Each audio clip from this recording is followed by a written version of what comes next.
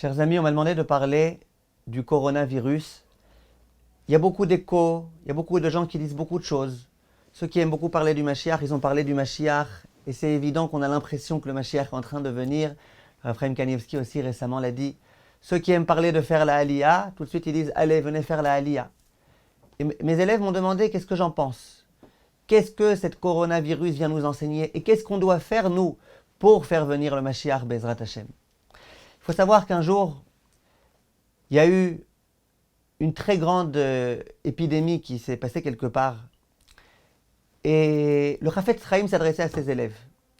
Et il leur a dit, vous savez, une fois il y avait dans un appartement, dans une maison, il y avait un Français, un Italien et un Israélien. Français, Italien, Israélien. Et il y a une lettre qui a été adressée aux gens de cette maison. Simplement, personne ne savait à qui cette lettre était adressée. Alors le Français dit peut-être c'est à moi, l'Israélien peut-être c'est à moi, l'Italien peut-être c'est à moi. Qu'est-ce qu'ils ont fait? Ils ont ouvert la lettre. Ils ont vu qu'elle était écrite en hébreu. Ils ont compris qu'elle était destinée à l'Israélien. Parce que le Français, aucune lettre ne lui aurait été adressée en hébreu, s'il ne comprend pas l'hébreu, l'Italien non plus. Dit le Chafetz Chaim, lorsqu'il y a des choses qui se passent dans le monde, pour qui ces choses ont-elles été envoyées? À qui les messages ont-ils été destinés? À ceux qui, dans toutes les façons, ne peuvent rien comprendre? À ceux qui attribuent tout aux lois de la nature et aux chauves-souris, etc., etc.? Certainement pas. À qui? À ceux qui sont capables de décrypter les messages. Et qui est-ce qui est capable de décrypter les messages? C'est le Klal Israël. Donc si jamais il y a eu la corona qui a commencé en Chine, qui commence à s'étendre un peu partout, cataclysme mondial, c'est pour nous les Juifs qu'on essaye de réfléchir. Alors venez, on réfléchit un tout petit peu.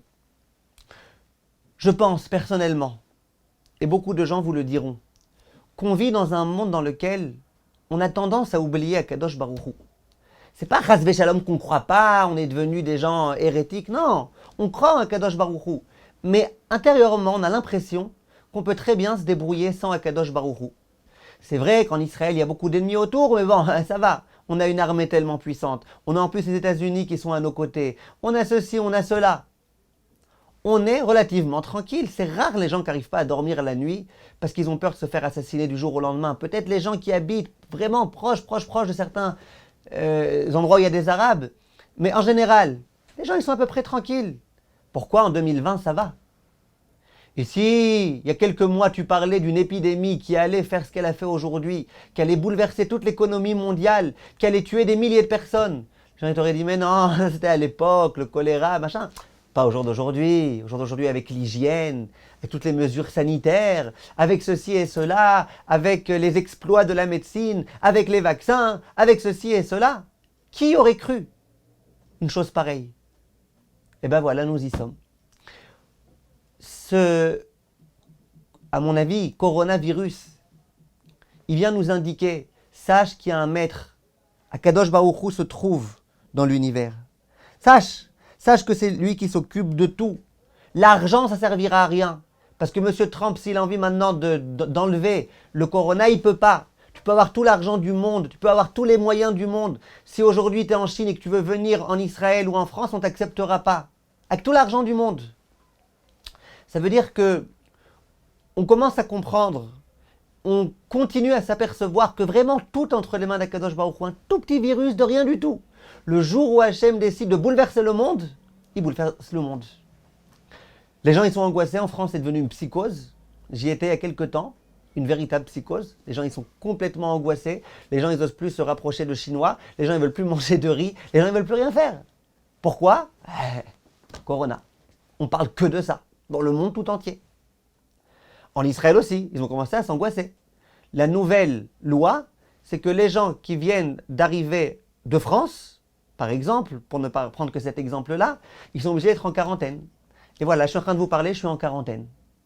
Parce que comme j'étais en tournée en France, lorsque je suis arrivé, on nous a dit, les gens qui sont rentrés dans les 14 derniers jours, ils doivent rester en quarantaine pendant 14 jours pour voir que Bezrat Hashem, ils ne sont pas malades. Au début, je pensais que c'était un petit peu de la blague. J'ai appelé l'un des Gdolé Ador, le Rav Asher Weiss. Je lui ai dit, j'ai des cours à donner, je ne peux pas rester en quarantaine. Il m'a dit, il n'y a pas le choix. On risque de mettre en danger le public, on ne peut pas. Il faut rester. C'est sérieux. Donc le premier message qu'il faut qu'on comprenne, qu'Hachem nous envoie, c'est n'oubliez pas que je suis là. Arrêtez un petit peu avec toutes vos assurances et avec tous les exploits de jour d'aujourd'hui. Arrêtez de croire. Je suis là. Ah, mais il y a des médicaments. Ah, mais aujourd'hui, on peut tout guérir. Ben voilà. Non, il n'y a pas de médicaments pour tout. Hachem, le jour où il veut, il peut faire ce qu'il veut. Ça, c'est le premier point qu'il faut qu'on comprenne. Le deuxième point, un petit peu dans le même ordre d'idée, je me souviens à l'époque où il y avait beaucoup d'attentats un peu partout dans le monde. Les gens, ils disaient, on est tranquille nulle part. En Israël, les attentats. En France, les attentats. Aux États-Unis, les attentats. En Belgique, n'en parlons pas. Où est-ce qu'on peut se trouver? Il y a des gens qui ont dit l'endroit aujourd'hui le plus sûr, c'est la Chine. Là-bas, il n'y a pas d'attentat. Qui fait des attentats en Chine? Il n'y a pas d'attentat. Hachem, il nous rappelle, attentat, pas attentat, il peut nous tuer plus rapidement que des attentats et que la bombe atomique. Il peut nous envoyer une bombe atomique qui n'est pas une bombe atomique, qui est une épidémie. Donc ça, c'est la deuxième chose qu'il faut qu'on retienne. On n'a pas où s'enfuir. Si Hachem décide de nous tuer, il peut tous nous tuer. Aujourd'hui, tout le monde est conscient de la portée de ce virus et de la gravité que cela signifie. En dehors de ça, qui aurait cru qu'un jour, on ne pourrait plus voyager d'un pays à un autre? Qui aurait cru qu'un jour, un Français qui n'a pas de carte d'identité israélienne ne pourrait pas se rendre en Israël, alors que c'est un religieux, alors que c'est un rave, alors que c'est tout ce que vous... Qui aurait pensé? J'ai eu un témoignage ces jours-ci, que la rabbinite Eliaou, la femme du rabbin Mordechai Eliaou, il y a quelques années, juste après le décès du rave, elle s'est rendue dans une synagogue dans le 16e. Et elle parlait, c'était un jeudi matin, et elle disait aux femmes là-bas, vous savez, moi je viens pour essayer de raconter un petit peu ce que mon mari m'a dit de raconter avant son décès. Mon mari a dit que, attention, viendra un jour où on ne pourra plus voyager en Israël. Israël sera fermé, uniquement les gens qui s'y trouvent pourront y rester. Et tout le monde était en même temps paniqué, en même temps se moquait un peu d'elle, quoi. Qu'est-ce qu'elle raconte? Elle ne sait pas qu'aujourd'hui on est dans un monde dans lequel on peut aller là où on veut, visa, truc. Eh ben, ces mêmes femmes-là, qui se souviennent de ce message, retentir dans leur esprit, elles disent, ben, visiblement, c'était pas n'importe quoi. On voit que c'est Akadosh Baruch Hu qui gère, qui décide. Il y a des gens aujourd'hui qui sont loin de leur famille. Ils ne peuvent pas venir en Israël. Ils ne peuvent pas venir d'Italie. Ils ne peuvent pas être... Donc, on voit bien que vraiment tout est géré par Akadosh Baruch Hu. Et enfin, on a l'habitude de dire que c'est quoi virus? En hébreu, on dit virus. Virus, c'est avirus. Les gens qui font des avérotes, on dit avirus, avirus, ben c'est ça qui amène le virus. Qu'est-ce que je veux dire par là? D'une part, bien évidemment, je pense que vous avez bien compris. Lorsque la Torah nous demandait de ne pas manger de rats et de souris et de grenouilles et de chauves-souris, c'était très simple. Bien sûr qu'Akadosh Baruch Hu a toutes ces raisons. Mais vous voyez qu'au passage, les Juifs qui écoutent le chemin de la Torah, c'est pas eux qui ont eu cette maladie. Après, ils ont pu être contagiés par quelqu'un d'autre, mais c'était pas eux. C'est-à-dire que quand Hachem il dit de manger pas de chauve-souris, entre autres, on voit combien dans la Torah il y a de la sagesse. Entre autres, combien d'accomplir la Torah, c'est censé nous protéger. Mais en dehors de ça, quand tu parles aux gens de mauvaises influences spirituelles, quand tu dis à certaines personnes, il y a des endroits où il ne faut pas aller, il y a des endroits où il y a des ondes négatives. Les gens disent, allez, arrête avec tes ondes, arrête avec tes machins. Ce qu'on voit, on voit, ce qu'on ne voit pas, on ne voit pas. Tu n'as quand même pas maintenant de m'inventer des problèmes là où ça n'existe pas. Et là, d'un coup, il y a un virus qu'on ne voit pas, on ne peut pas voir de nos propres yeux. Et puis, il suffit que tu parles à quelqu'un pour qu'il puisse te rendre malade et que tu puisses mourir. Ah, mais tu vois pas? Ok, mais tu vois qu'il y a des choses qu'on ne voit pas et qui commencent à se répandre de façon dramatique. Quand on te dit écarte-toi de certains endroits, écarte-toi de certaines personnes, il y a des endroits où il ne faut pas être, il y a des choses qui ont un impact sur toi, il y a des choses qui, aujourd'hui par exemple, il y a une grande épidémie, l'épidémie de la manque de foi en Akadosh Baruch Hu. Et combien ça aussi, ça se propage rapidement? Aujourd'hui, il y a une grande épidémie, à part l'épidémie du corona, l'épidémie du WhatsApp, dans lequel on ne peut plus rien faire sans ça, on ne peut plus rester une minute sans son téléphone, on est mort sans son téléphone, on ne peut plus avoir une seconde de sérénité. Un mari et une femme ne peuvent plus parler une seconde sans être dérangés, ce n'est pas une épidémie ça? Alors Hachem, il nous envoie quelques rappels qu'il y a des choses qui s'appellent des épidémies et qu'il faut faire attention. Ça, c'était les quelques points que je voulais vous dire. Comment Be'ezrat Hachem réussir à résoudre les problèmes? Or, il y a bien évidemment des ségoulottes. Il y a des ségoulottes qui ont été données, on va les mentionner pour après arriver, Be'ezrat Hachem, au point le plus important. Première ségoula qui a été, Baruch Hachem, je vois beaucoup diffusée en France et ailleurs, c'est la ségoula qui provient du Zohar HaKadosh. Il est écrit dans la Gemara, dans Shabbat Daf Petet, que le Malach Hamavet, l'ange de la mort lui-même, s'adressait à Moshe Rabbeinu. Et il lui a dit, sache que la façon de retirer toutes les épidémies, c'est de procéder à la Ktoret, allumer de l'encens. Et Chachamim disent, c'est rapporté dans le Eliya Rabbah, Siman Kuf Lamed Bet, l'un des grands décisionnaires, que ce n'est pas simplement de procéder à la Ktoret, mais de lire la Ktoret aussi. Ça a cet effet-là. En ce moment, renforçons-nous, mes chers amis, d'arriver à l'heure à la Tfila, de ne pas partir avant l'heure et de réciter les Ktoret le matin, à Mincha. C'est quelque chose de très très important. Le Zohar HaKadosh, regardez au début de la paracha de Vayera, il dit des choses très très très très fortes. Il dit,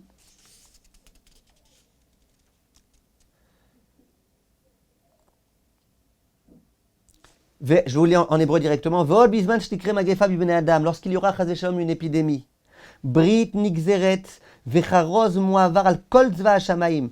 Il y a une alliance, il y a une proclamation qui est faite dans tous les cieux. Shemikansu Banav Baaretz. Que si ces enfants à Kadosh Baruch Hu, ils se réunissent dans les Bet Knesset, dans les Bet Midrash, Veyomru Birtson Anefesh Ve'alev, et qu'ils disent avec tout leur cœur, toute leur motivation, Inyan Shel Ktoret Besamim, Shayu Lahem le Israël, qui réciteront la Ktoret, Shtit Batel la Magefa Mehem, que la Magefa, que l'épidémie, elle s'annulera. Et après, il continue le Midrash et raconte une histoire de gens qui ont failli mourir. Il y en a qui sont morts, il y en a qui ont failli mourir. Et puis, ils ont fait la Ktoret dans 4 endroits. Et finalement, tout le décret s'est annulé. Les gens qui étaient sur le point de mourir, ils ont guéri. Bref, il y a des textes explicites qui parlent de l'importance de cette chose-là. Ça, c'est le premier point qu'il faut savoir. Deuxième point qu'il faut connaître, c'est ce que le Chafetz Chaim nous a enseigné. Le Chafetz Chaim, à une époque, dans la ville de Radin, il y a eu une Magefa. Il a commencé à y avoir une épidémie. Et le Chafetz Chaim a dit, le conseil pour annuler, c'est d'étudier la Masechet Moed Katan. Il y a un traité du Talmud qui s'appelle Moed Katan, et que les gens n'étudient pas, parce que ça parle principalement des lois du deuil. Et les seules personnes qui étudient ça, c'est les gens qui sont en deuil. Et je peux vous dire que lors de cette épidémie, beaucoup de gens se sont mis à étudier Masechet Moed Katan. Le Rav a dit, pour annuler l'épidémie, n'attendons pas d'être en deuil pour étudier Moed Katan. C'est quelque chose de grand et d'important. En dehors de cela, il est écrit au tout début de la paracha de Kitissa, quand on nous parle du Machatzit HaShekel, c'est écrit dans Rashi et dans tous les commentateurs, que le fait de donner le Machatzit HaShekel, ça retire les épidémies et ça fait que l'épidémie, elle ne s'étende pas plus que cela. Baruch Hashem, c'est bientôt Purim. À Purim, on a la mitzvah de Machatzit HaShekel. Il est écrit dans beaucoup de décisionnaires que cette mitzvah de Machatzit HaShekel, elle a le pouvoir d'annuler les épidémies. Je vous lis dans les mots. Après, Chaim Faladji écrit Kol mi she'noten Machatzit HaShekel, toute personne qui donne Machatzit HaShekel, muftach lo shehu ben haolam, il peut être sûr qu'il aura le droit au monde futur. Velo ikre shum pega ra beota shana. Il n'aura rien de mauvais qui lui arrivera cette année-là. Et le Ben Ishraï, Veyesh be mitzvat Machatzit HaShekel amagena ala adam ma magefa. Que la mitzvah de Machatzit HaShekel, elle protège l'homme de la magefa, de l'épidémie. Quoi de mieux au jour d'aujourd'hui que d'accomplir cette mitzvah bien comme il se doit. J'aimerais, Be'ezrat Hashem, essayer d'en arriver avec vous au conseil, à mon avis, le plus important.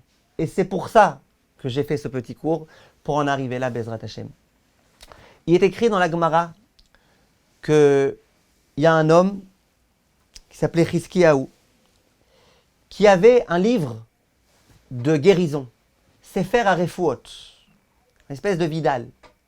Et dans ce livre-là, il y avait écrit quoi faire pour guérir de toutes les maladies. J'imagine que même le corona était là-bas.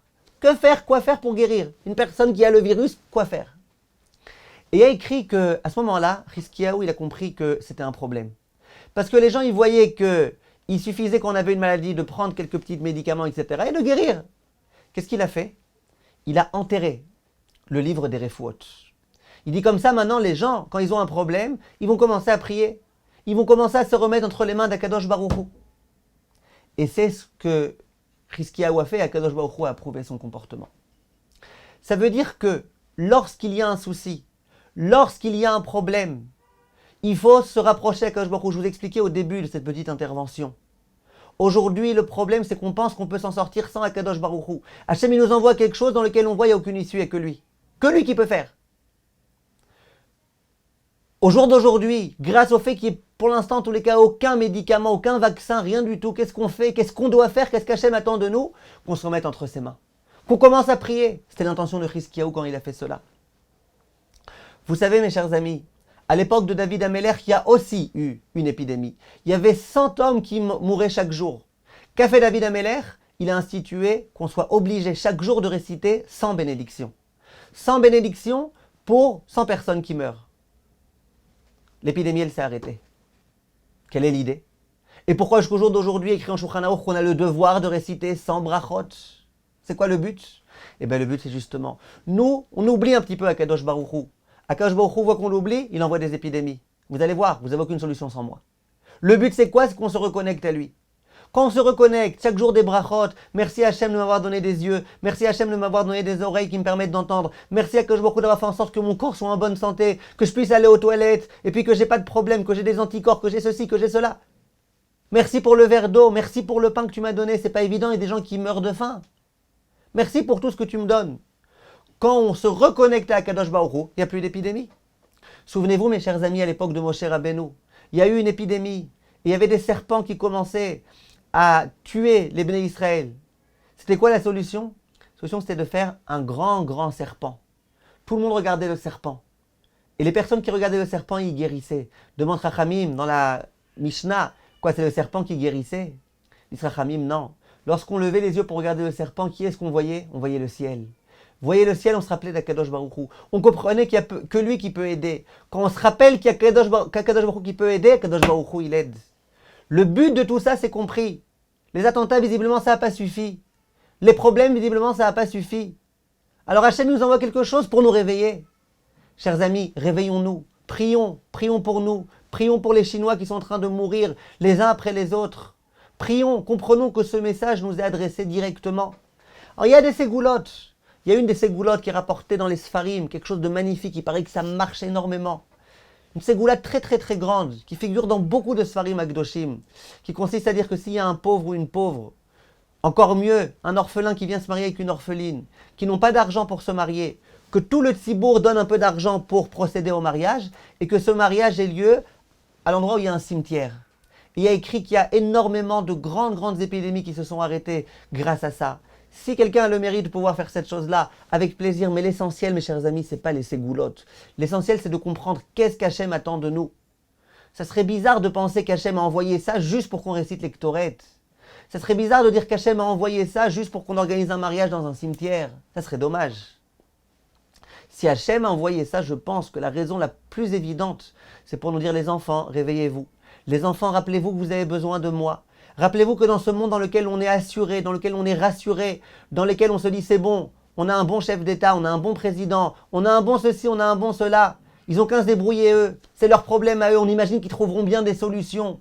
Non, arrête de retirer la responsabilité qui la tienne en tant que juif. Et rappelle-toi que c'est Akadosh Baruch Hu qui attend notre tfila à tous, pas que la tfila de Bibi Netanyahou ou de Monsieur Donald. Il attend notre tfila à tous, que nous tous on se mette à prier à Akadosh Baruch Hu du fond du cœur. Hachem, s'il te plaît, on a besoin de toi. Hachem, on commence à galérer. Hachem, on voit maintenant qu'on est obligé de rester en quarantaine. On ne peut plus se rendre en France, on ne peut plus aller en Chine, on ne peut plus travailler, on ne peut plus ceci, on ne peut plus cela. Hachem, on a besoin de toi.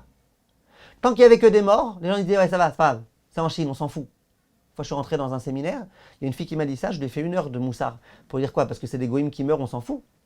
Bref, c'est pas le sujet maintenant. Mais visiblement, les gens ils s'en foutaient un peu. Aujourd'hui, je vous promets que les gens ils s'en foutent plus. Parce que les gens maintenant, ils arrivent par exemple de France en Israël, 14 jours ils ne peuvent pas bouger de la maison. Et s'ils bougent de la maison, ils risquent d'aller 7 ans en prison. Au jour d'aujourd'hui, les gens qui travaillent avec la Chine, ils sont très embêtés. Au jour d'aujourd'hui, les gens ils commencent à être bloqués, ils commencent à être embêtés. Et ça, c'est peut-être ce qu'il fallait pour que les gens commencent à se bouger. Chers amis, je n'ai pas fait du moussard, je me parle à moi en premier lieu. Comprenez-le bien, sachez-le bien, et Bezrat Hashem. Shakadosh Baruch Hu yagid daï letzarotenu. Que nous on comprenne la leçon, et qu'Akadosh Baruch Hu dise, bon vous avez compris la leçon, on arrête tout de suite l'épidémie. Kol tov mes chers amis, et à bientôt.